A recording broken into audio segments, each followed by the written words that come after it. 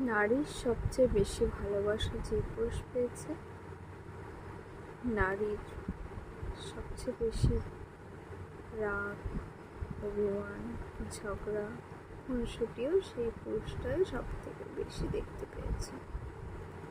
নারীর সবচেয়ে বেশি ভালোবাসা যে পুরুষ পেয়েছে, সেই পুরুষটির উপরেই সেই নারী তার রাগ, অভিমান, ঝগড়া, খুনসুটি সব কিছুই তার উপরেই। নারী হচ্ছে ঠিক নরম কাদামাটির মতো।